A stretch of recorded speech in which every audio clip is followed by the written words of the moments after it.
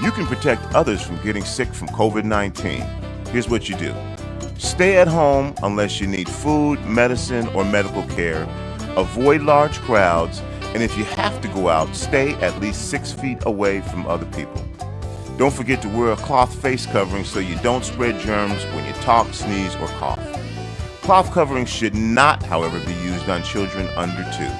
For more information, call 206-477-3977. That's 206-477-3977. You are listening to Rainier Avenue Radio.world. Don't forget to log on www.RainierAvenueRadio.world. You're on Rainier Avenue Radio World. And today we are talking about the impacts of coronavirus on South Seattle and surrounding communities. We've been doing this since March 13th, every Friday from 1 p.m. to 3 p.m. I am your guest host, Ashley Stenger. And today we are speaking with Betty Lau and Brien Chow of the Chong Benevolent Association Outreach Committee about the Chinatown International District. Hi, Betty. Hi, Brien. How you guys doing today? Pretty good. Thank you. Awesome. Thanks. I appreciate you being here for the interview. And just before we hop into our discussion about the Chinatown International District, just tell us, what do you guys do as the Chong Benevolent Association Outreach Committee? Well, we stay up on news that impacts Chinatown, to some extent also Japantown, not so much Little Saigon. And then if we see things that are negatively impacting the area or has not had proper input, then we start contacting business owners, residents, and people in the city that we think might be able to help the situation. Well, thank you for the work you do. And for the listeners who don't know, where is the Chinatown International District located? It is located from 4th Avenue all the way out to Rainier, and then from Yesler, East Yesler Way, all the way out to Dearborn, and then the city council enlarged the boundary to also include Charles Street in order to include the old immigration building. All right, and I know that the district itself, it's gone from the name International District to the Chinatown International District. How did the name change come about? Like, what sparked the change? Well, actually, it was Chinatown to begin with. And then it started getting complicated around the 70s. There was a group that that wanted to get a chunk of the federal block grant money, and they felt they couldn't do it with just a small area like Chinatown. So they wanted to lump in Japantown. At the time, Little Saigon hadn't been formed. And so without consultation with the rest of us, they just went ahead and did it and went in under the name of International District to get all kinds of funding.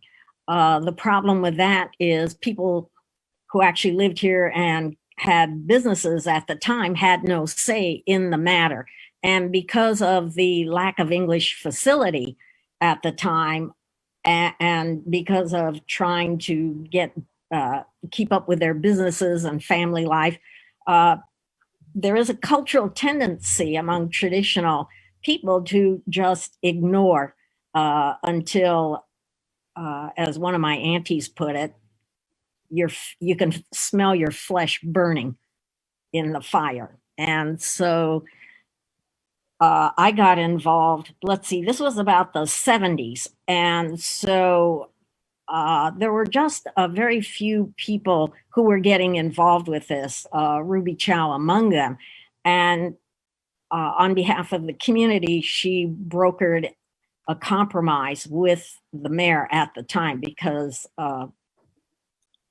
people were starting to become more aware the issue wasn't going to go away, and that if they didn't act, Chinatown would be gone. So the compromise became, in 73, became Chinatown International District. So then people relaxed, except that the compromise was not honored. So fast forward 98, the city asked all the neighborhoods to do a master plan, and the representative from Zhonghua at the time, Helen Kay, said, what are my instructions at this neighborhood master plan meeting? And the consensus was, you have to preserve that compromise name, Chinatown International District, which she did. And in 99, the city council adopted it. And so that is the official city ordinance name, City Ordinance 119297, Chinatown International District. So ever since then, no one really likes the compromise name, but that's what we're stuck with. What we, each neighborhood within that prefers is Chinatown, Japantown, Little Saigon, because it's not like, as a former educator, we Asians are not all the same. You can't lump us all into one group. The Chinese, Japanese, Vietnamese, Americans all have a different history, different cultures, and different needs for those neighborhoods. And so part of Zhonghua mission is to make sure that Chinatown stays and that it doesn't disappear, because there's so much history there. And why is it only Chinatown that has to undergo a name change? We have a Nordic museum, for example, for Nordic peoples. Why aren't they labeled international? Why is it that only people of color are labeled international? Aren't white people international too? And as one of our naturalized American citizens said, when do we get to be called Americans? Why are we always labeled the foreigner? And so Brien and I, as part of the outreach committee, try to make sure that at the very minimum, people are using that compromised name.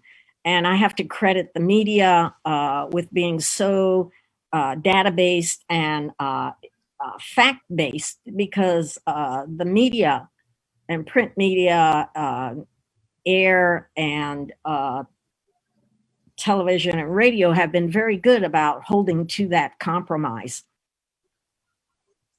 That is a great point you made. And also, you mentioned earlier about how you want to make sure that the Chinatown, specifically within the Chinatown International District, doesn't disappear. And that's what you do as part of the committee. What specific steps are you taking in order to just keep a hold of that huge cultural history that you guys have? Well, the most recent effort has been to, we're in the process of creating a Facebook page called Friends of Chinatown Seattle. Another effort, which I have to credit RAR with, is every time we see it in print or hear it on news broadcasts, then we send out a letter with the facts asking the media or the advertiser to correct that. And there are a lot of businesses, for example, developers, who don't know that and get it all confused. So how has, especially since I've noticed so many events have gotten canceled over the course of the coronavirus pandemic, how have you guys been able to continue your mission while everything's gone virtual? You've said you've made the Facebook group. It's just, I bet that process was really sort of difficult to start to get going. So what was that process like for you? Well, we're still working on the Facebook page. It hasn't gone live yet. So we're still trying to decide how much or what kinds of information it needs. And we're all unpaid volunteers. Who is going to manage all of this? Who's got the time to do it? So those questions still need to be resolved. With COVID, our organization, Zhonghua, has been stretched pretty thin because we are all volunteers. We've been pressed into service to provide translations, to get to the business owners and the residents that the city and the city-funded agencies have been unable to reach. The city has been pretty good about providing translations. King County government has been lagging somewhat on that. But one of the issues that has come up is that the assistance has been very compartmentalized. For example, the city has funded certain agencies that do work in the 3 neighborhoods, but there is no structure to hold them accountable, transparent, and to make sure that they're doing what they say they are supposed to be doing. So I was told by one of these agencies, for example, that this funding can only be expended on organizations that do economic work. And I said, what does that mean? What is the definition of an organization that does economic work? And she refused to answer me.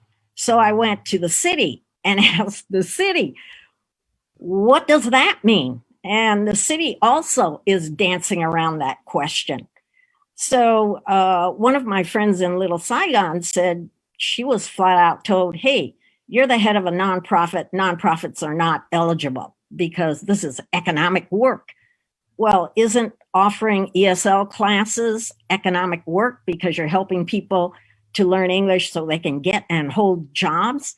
Isn't offering Chinese language education, language classes and culture because you're trying to bridge a gap, create more understanding? Isn't that part of economic work?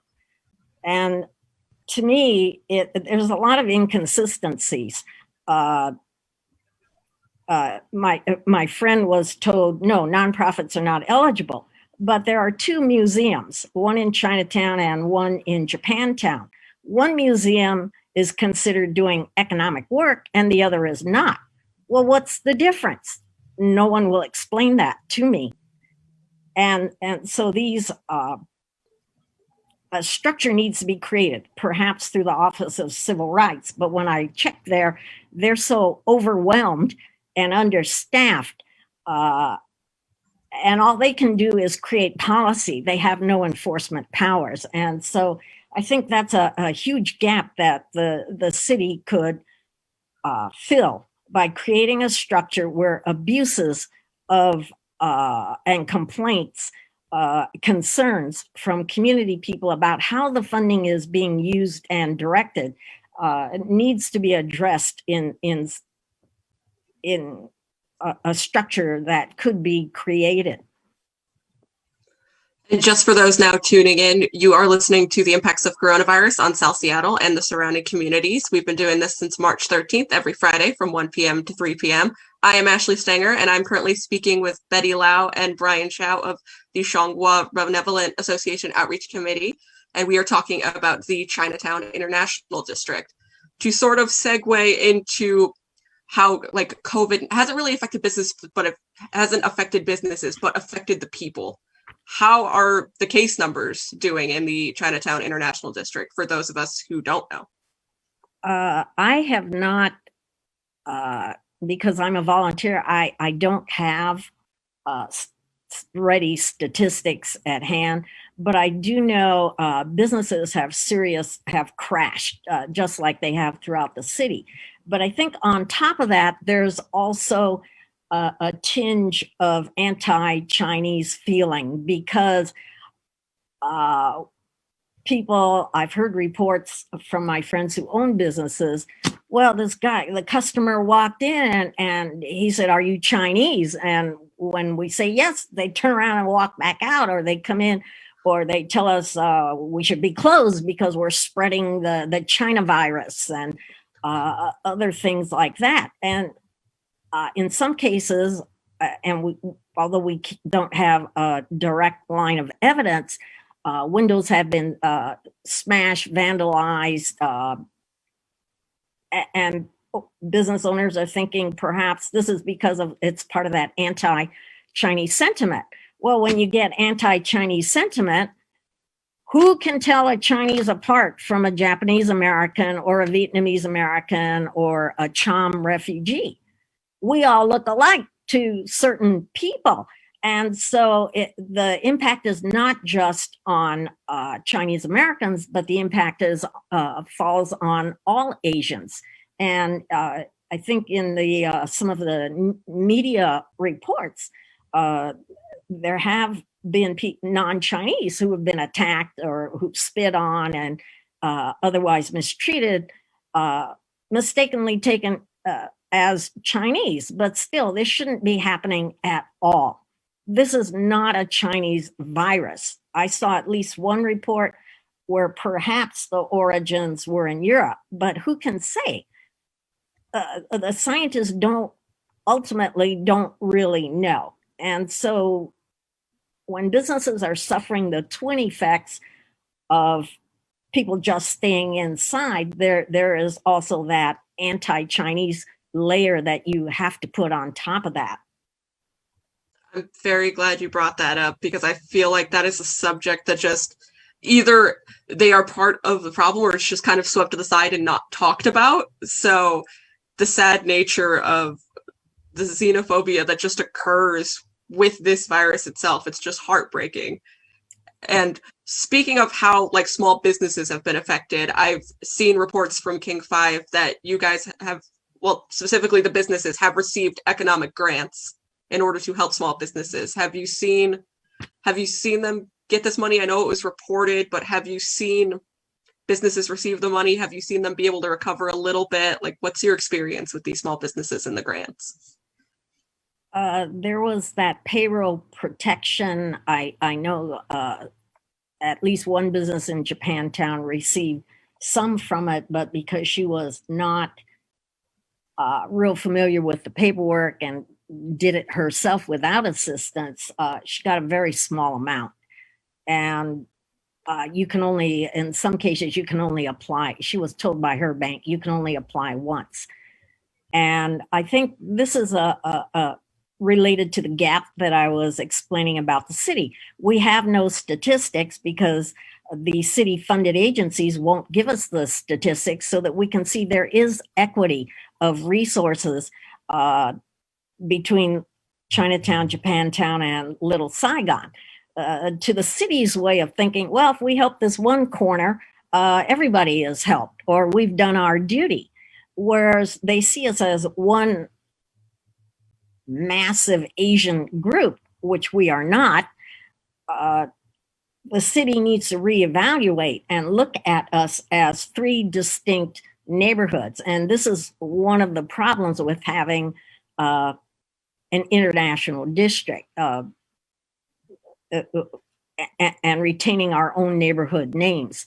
It's to me, there would be a lot more credibility for the folks who want international district if they were consistent and we're doing that throughout the city and the state. If they were trying to change Ballard's name, Louise of Ballard was out there for 35 years and no one demanded that Ballard change their name to Ballard International. No one is marching around saying, oh, Nordic Museum should become the Nordic International because they're Nordic. 3 different North European groups there. So we spoke about how the city could do obviously a lot better in helping distinguish both Chinatown, Japantown, and Little Saigon. But what can the common person, what can a community member do in order to help out?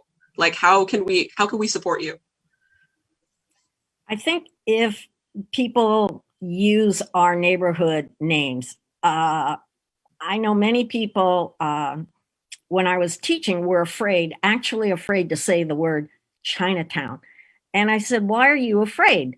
It's a direct translation from the Chinese. That's what we call it in Chinese, Tong Yan Fao. That is a literal translation, nothing shameful about it.